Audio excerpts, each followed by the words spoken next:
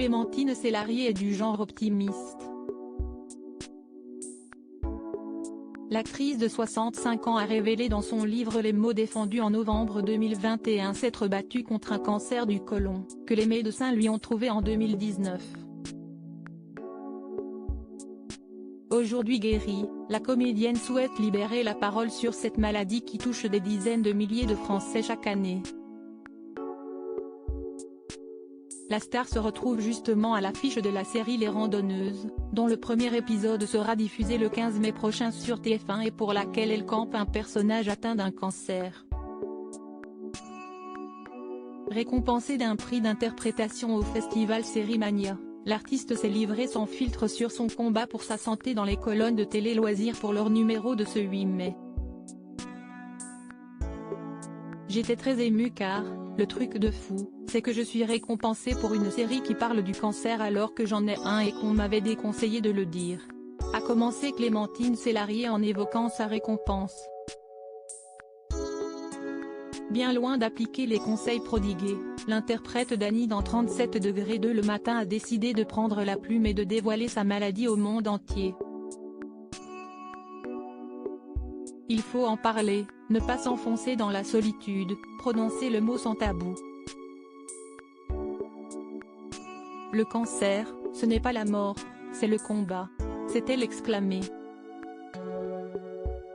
Loin de se laisser abattre par la maladie, l'actrice a conclu en indiquant qu'elle aurait adoré pouvoir dire « J'ai eu un cancer, une chimio, mais ça va super, si vous faites ça, les gens vous prennent pour une folle », a-t-elle ajouté.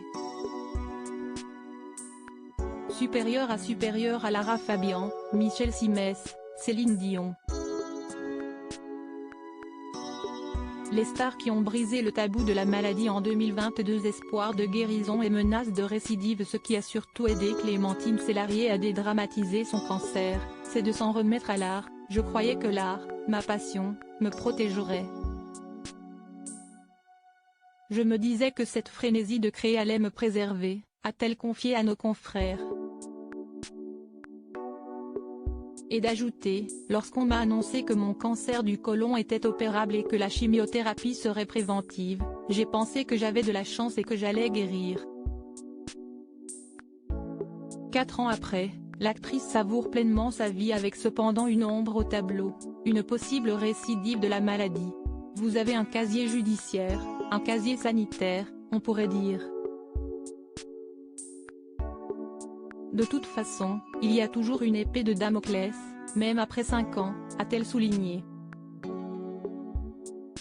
Raison pour laquelle elle ne prononce jamais le mot rémission. Crédit photo, Coadic Guirec.